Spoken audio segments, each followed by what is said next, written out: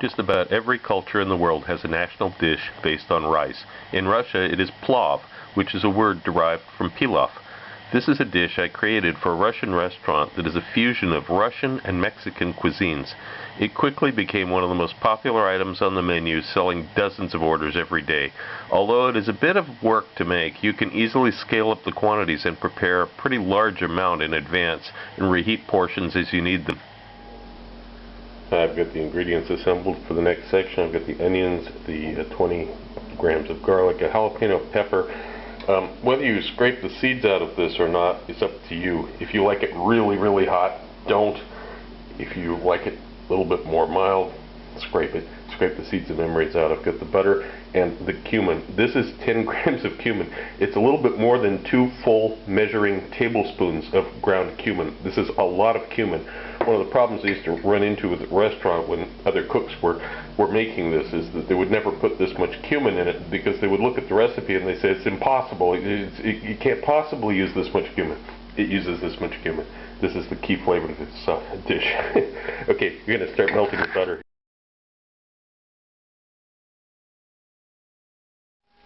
Yeah, these have been cut up. I've still got the cumin waiting. This is the garlic. It's about 1/8-inch dice. The chili, it's about 1/8-inch dice. The onion's about 1/4-inch dice, roughly. And you don't have to be too careful about this, because it's going to be cooked for quite a while. It's going to break up a bit anyway. The butter is foamed up, and I'm going to go ahead and add the chili, actually, in this case, the garlic, and all that cumin into here. And so you're just going to begin stirring this gently. Get the cumin dissolved in the butter. The heat's on a 4. Out of 1 to 10, it's on a 4. We're going to cook this very gently for a while at first. And while we're cooking this, we're going to get that chicken ready. The chicken breast is between a couple of pieces of plastic here, and I'm going to use the rough edge of the mallet. Flatten it out. Break up some of that muscle tissue so that it's softer, and also even it out so that it cooks evenly.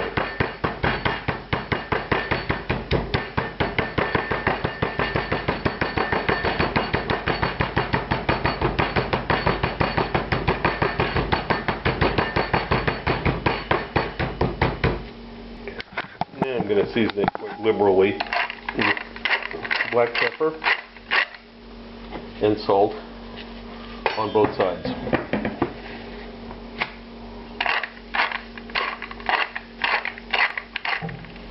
Here's the garlic, chilies, and butter and cumin cooking away.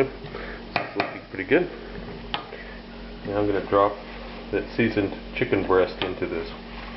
And I'm going to increase the heat now. It was down to 3. I'm going to increase it up to about 5.5. We're going to start cooking this. After 3 minutes, I'm going to flip this over.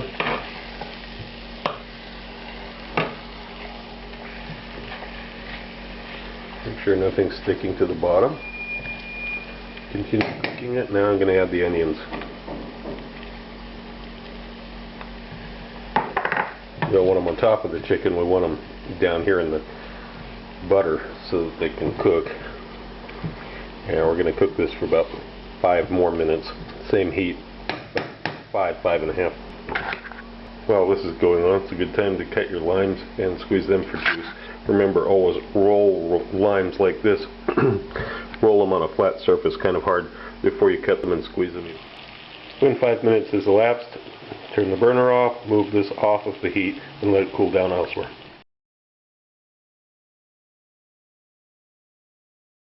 After it's cooled a bit, we remove the chicken to a plate and dice it up. You can see it's basically, it is cooked all the way through now, which makes it safe for baking it in the rice. You know that it's not going to have any problems with being raw in the final product. Okay, we've got everything ready now. We've got the lime juice, the mayonnaise, the grated cheese, this chicken that I've cubed up, and there's the remainder of the garlic and chilies and all in the pan. And here's our rice. Let's scrape out the contents of this pan.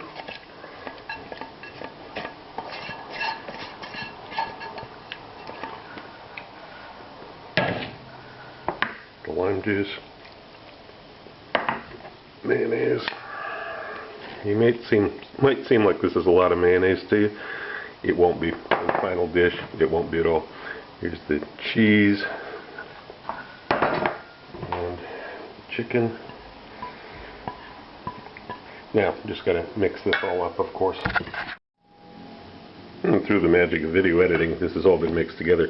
Now, this can be held in the refrigerator for a full day if you need to. But the one thing that you want to add right before is the cilantro. About a handful of cilantro leaves. These are going to be rinsed and chopped up and then mixed in with this just before we cook it. We want to keep this very, very fresh. And then just transfer it to the baking dish, of course.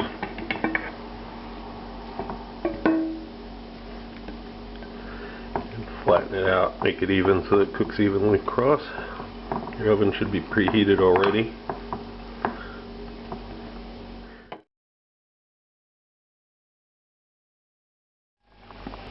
After 40 minutes it comes out of the oven. You can see it's darkened and there's a little bit of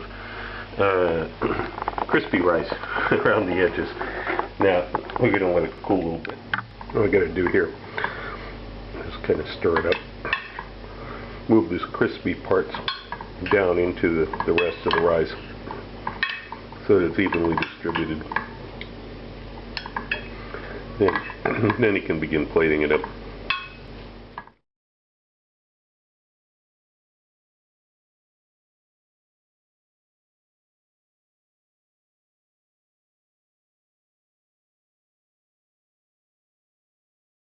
Also look for my cocktail book, Cocktails of the South Pacific and Beyond, Advanced Mixology, available through Amazon online.